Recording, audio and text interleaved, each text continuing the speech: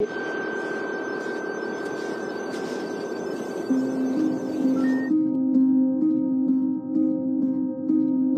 suis pas à l'aise avec l'idée de la mort. Hier encore, j'ai mal dormi. Je me suis endormi, puis à 2 ans et demi, je me suis réveillé, puis j'angoissais. Sur la mort? Oui! Mais écoute, je te le dis que moi, j'ai fait la paix avec la mort vraiment en apprenant à la comprendre. Et c'est pour ça aussi, regarde, ça fait partie de mon processus. C'est pour ça que j'ai écrit 3 livres là-dessus. Là. J'avais besoin de comprendre ce passage-là. Puis dans mon expérience, puisque j'en arrive à la conclusion que la conscience survit au corps physique, ça m'a beaucoup apaisé, ça aussi. D'une certaine façon, je comprends qu'ici, on vient ici vivre une expérience et que l'expérience se poursuit. C'est un continuum d'expérience. La conscience, là, c'est des cellules, c'est des nerfs, c'est du filage. Quand ça meurt, ça meurt. C'est ce que tu crois, toi. Tu crois que ton cerveau, c'est comme le foie, il sécrète la pensée comme le foie sécrète la bile? Mais je pense qu'il y a un système électrique ici, puis si le système électrique, il est défectueux, il n'y a plus de lumière. Il y a tellement de témoignages aujourd'hui, entre autres les expériences de mort imminente. Puis un bel exemple de ça, c'est Eben Alexander, qui est un neurochirurgien américain, qui a fait une expérience de mort imminente. Et lui, quand il témoigne, il dit « J'étais un arrogant de la pire espèce. Je pensais détenir la vérité. » Après avoir vécu une expérience de mort imminente, il en arrive à la conclusion que la conscience survit au corps physique.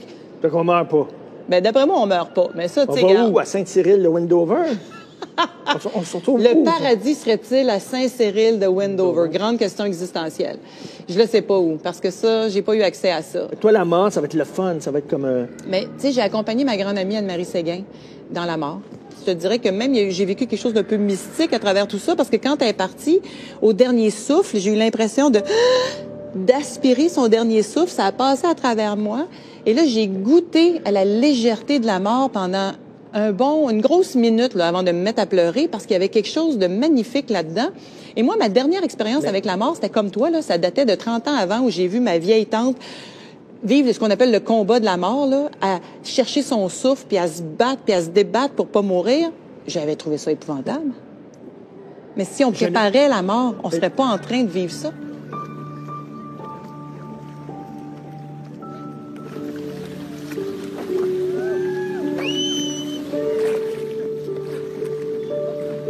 Stéphane Craig, tu es un officiant de rite. Toi, je te connais comme ça, tu es un gars de 2e degré. Il y a de la satire là-dedans ou quoi? Ben c'est ça, j'ai comme une vie parallèle. Hein. J'ai plusieurs vies. J'ai une vie dans laquelle, dans mon art, je vais autant parler d'humanité que de travailler autour justement du 2e degré. Mais dans le travail rituel, je suis dans un espace d'humanisme. De 1er degré, là. Ouais. Parce que je cherche à redonner du sens au passage de la vie. Moi, c'est ce qui m'a manqué dans ma vie. Puis je fais comme, OK, j'ai le goût de souffler sur ça. Est-ce que la culture t'a aidé à apaiser ta crainte de la mort? L'art et le mystère de vivre sont proches un peu. Hein, tu sais, que l'inspiration descend dans quelque part, puis la mort, c'est quand quelque part aussi. Fait qu'il y a quelque chose de proche, il y a comme une espèce de tissage qui se fait, je te dirais, entre l'inspiration et la créativité, puis le monde du grand mystère de vivre, je te dirais.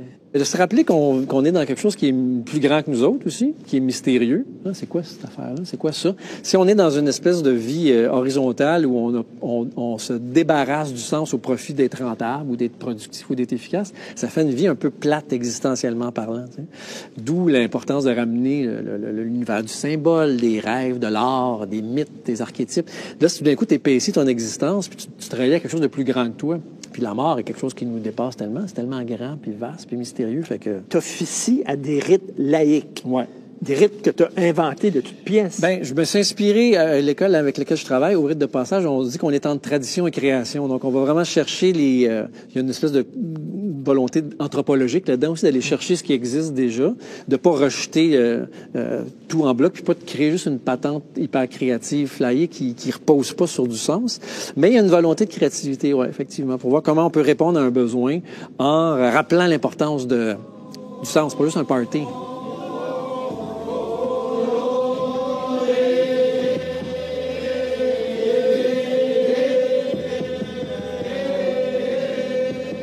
Madame Châtel, ça fait 4 générations que votre famille est dans le milieu de la mort, dans l'industrie de la mort. C'est pas lourd, ça, à porter?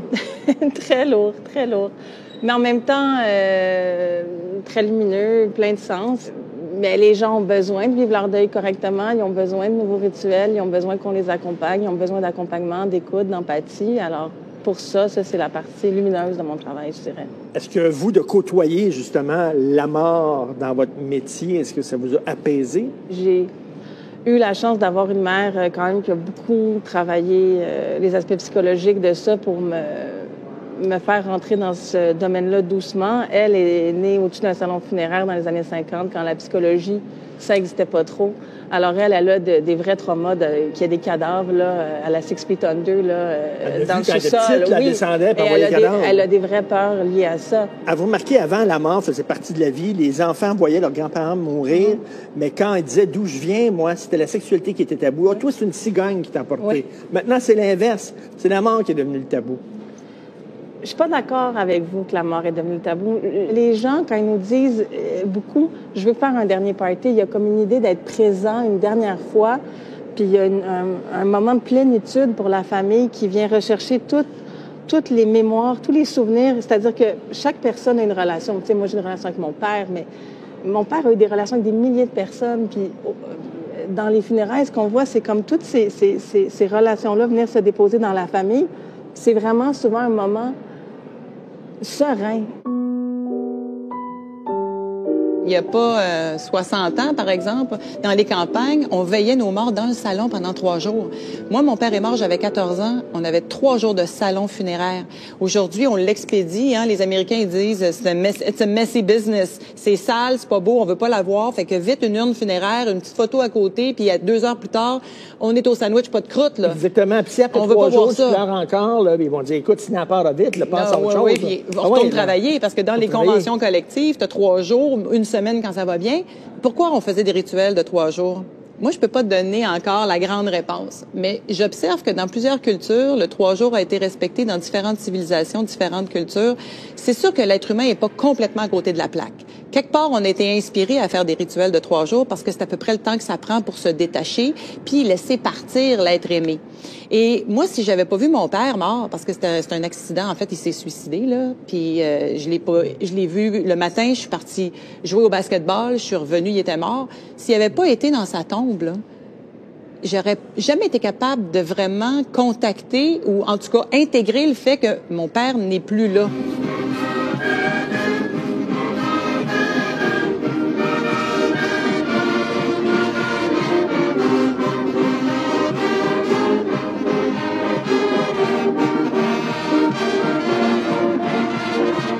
Maintenant, la mode, c'est les funérailles sur mesure.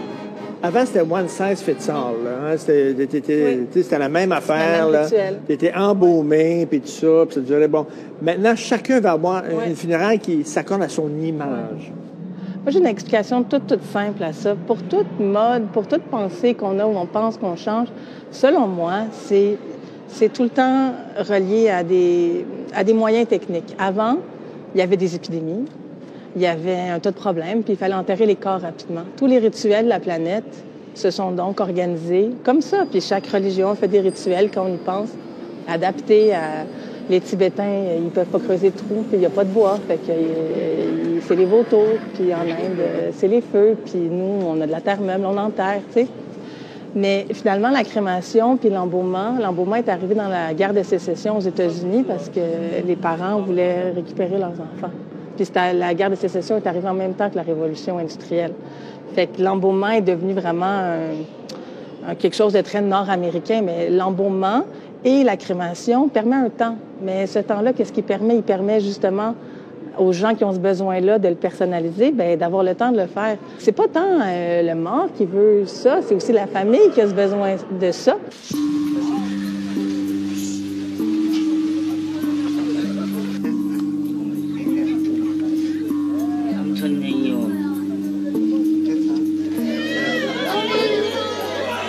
C'est pas évacuer la peine de tout temps. Les humains, c'est horrible, la mort. Il n'y a pas pire affaire au monde. Ou pas tant, non. Alors, faire ce moment-là, cristalliser les souvenirs, rester dans la chaleur encore de la personne quelque temps, pour moi, je pense que c'est le début de la construction du deuil.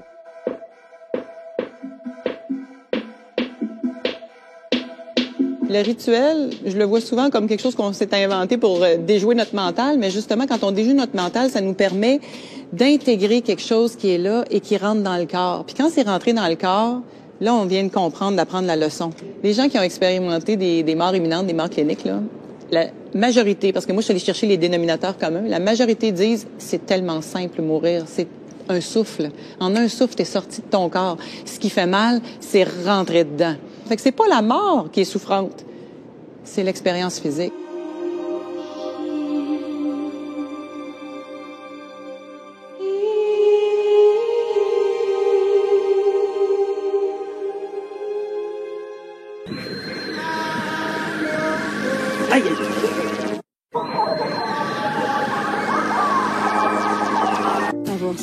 L'aquamation, un nouveau procédé de crémation.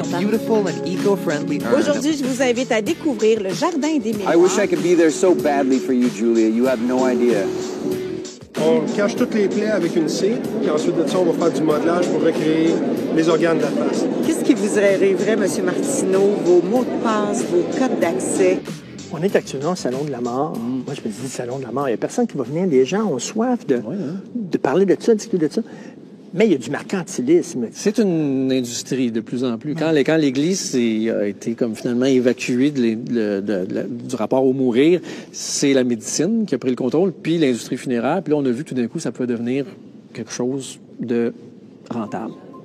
Puis il y en a qui pensent à rajouter des produits qui ont du sens, mais il y en a beaucoup qui c'est juste des produits plus pratiques, ou de l'émotion. C'est beaucoup autour de... Parce que c'est un hyper émotif de perdre quelqu'un. Hein? C'est complètement dans l'émotion. Fait que là, d'avoir l'émotion de la cendre ou de l'urne personnalisée, ou tout ça, ça contribue à l'émotion. Des fois, ça peut aider au sens aussi. Avoir su, j'aurais pu vous dire une dernière fois, au revoir. Là, maintenant que j'ai confronté ma mort, puis que, bon, dans ma tête, c'est clair, je vais mourir un jour, là, c'est incroyable. C'est bien. Bon. Alors, il faut que je prépare là, mes funérailles, comment je veux faire ça, quel message je veux laisser. Bon, c'est quoi votre service à vous? Là, Nous, c'est l'héritage affectif.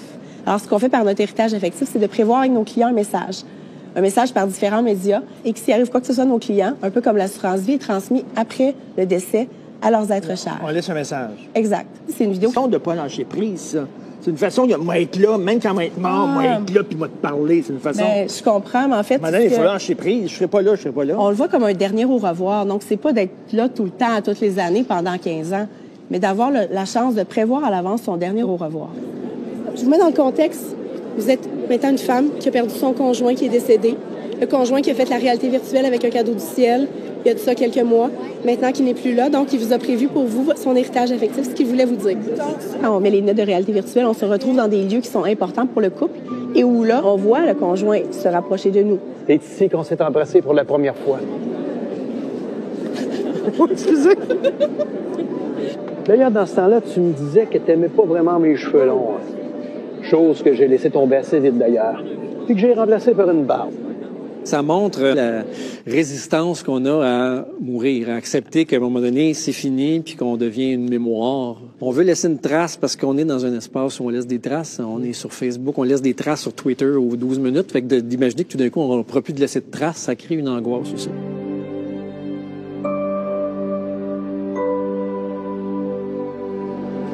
Ça, c'est le fameux projet de Guy Laliberté. Oui. Bon, j'avais lu là-dessus quand il l'avait présenté. Je comprenais pas trop c'est quoi exactement. C'est la transmission des mémoires des gens, donc à travers le numérique, mais aussi le storytelling, donc des objets sur lesquels on vient graver les mémoires d'une personne.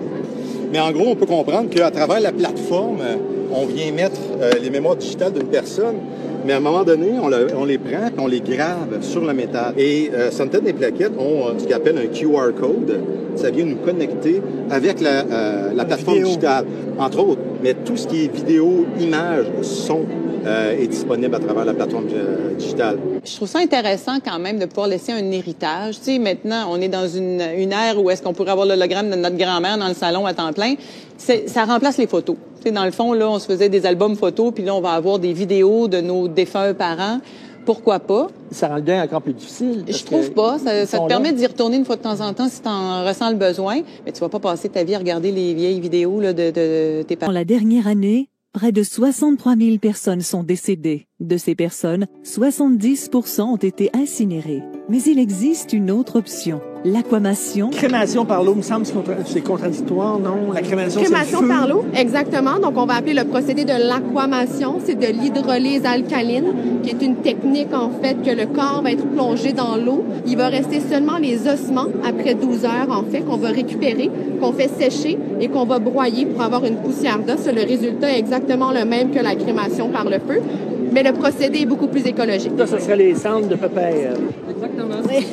En fait, regardez, Pépère devient une étoile, devient les étoiles de l'univers. Donc, les cendres créent l'œuvre à l'intérieur.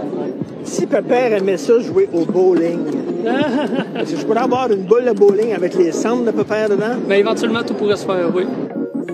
L'avenir, ça va être quoi? Moi, je veux que mes cendres soient envoyées dans l'espace. L'écrivain américain Hunter S. Thompson est mort, puis il a envoyé ses cendres dans un canon. Ils ont mis ses cendres dans un canon. Puis c'est Johnny Depp qui a mis le canon, puis il a envoyé les cendres de Hunter Thompson. C'est comme, tout est ouvert, tout est possible maintenant? Ben oui, je pense que nous, la dispersion, ça fait longtemps qu'on sait que c'est là, puis moi, je trouve ça particulièrement très beau, qu'on redevienne vraiment les cendres. On est de l'engrais, finalement. On est de la poussière d'étoile, mais on est de l'engrais aussi, puis de savoir qu'on peut devenir un parfum de lilas que je sais pas qui va venir sentir dans 3 générations. Moi, je trouve ça vraiment beau. Je peux devenir un parfum? Oui. Je veux dire, on peut mélanger vos cendres au pied d'un arbuste qui va... l'arbre va puiser dans les cendres, dans la terre, pour chercher les minéraux. Donc, littéralement, des molécules à vous vont aller vers la fleur, la tige, l'épine. Moi, ça va être de la mauvaise herbe, c'est sûr. Vous peignez avec des cendres. Avec des cendres, oui. Fait que ma femme pourrait venir avec mes cendres. Oui. Puis là, elle vous donne ça, puis là, vous mélangez. Mais plus que ça. Elle pourrait déposer vos cendres dans la peinture. Qu'est-ce que tu peignais? Des cœurs? Moi, je peins qu'est-ce que la famille demande. Donc, il y a des familles qui demandent des cœurs. Il y a des familles qui vont demander un portrait artistique. Il y a des familles qui vont demander de l'abstrait. C'est morbide un peu, non? Non, non. Pourquoi? Du moment que quelqu'un a décidé de faire une crémation, que ce soit un bijou, que ce soit une urne ou que ce soit une œuvre d'art, il n'y a absolument rien de morbide. C'est la célébration d'une vie. Je vois pas ça autrement que ça. C'est extrêmement lumineux. Le mort va avoir plusieurs vies, plusieurs maisons, si vous voulez, après le décès. Et des fois, les gens vont dire, au début, ils pensaient qu'ils ne voudraient pas vivre avec l'urne. Finalement, ils disent, je vais peut-être la garder à la maison un peu. Après, ils nous rappellent, ils disent, là, on est prêt à aller faire la dispersion. Les gens, souvent, ont l'idée un peu romantique d'aller faire la dispersion sur l'eau. Mais dans les faits, quand on faisait du terrain puis qu'on posait des questions, comment ça a été votre dispersion, tout ça, c'est un peu comme dans les films, là. Good night, sweet prince.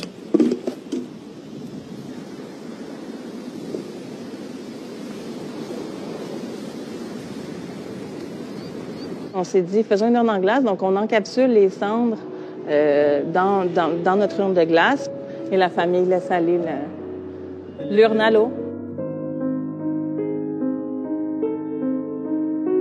Là, moi, j'aime beaucoup écrire. Moi, c'est un moment de pur bonheur. Quand j'ouvre mon ordinateur, j'adore écrire. Je pourrais me faire empailler, moi, là, quasiment avec mon... Je pense que ça se fait, ordinateur. Oui. Je pense que ça existe. Je suis pas sûre qu'il l'offre au Québec, mais je pense qu'il y a un artiste, là, allemand, qui fait quelque chose comme ça, oui. Je pourrais me faire empailler avec un ordinateur, puis ça serait... Ben, il faudrait que quelqu'un vous aime assez pour vous garder quelque part dans cette position. C'est quoi ça, les colombes? C'est des colombes. En fait, c'est dans la volée de colombes. On les dépose directement dans les mains des gens. Ensuite, on se recueille, on les libère en symbole, finalement, de lâcher prise. On laisse partir le défunt vers l'au-delà, finalement. Ben moi, je suis un gars de caractère. Ça me prendra des aigles. Des aigles, oui, des aigles. En fait, lâcher d'aigle. En fait, les colombes, c'est vraiment un signe d'amour, de fidélité, d'espoir. Lors de la funéraille, ça fait vraiment un moment d'apaisement.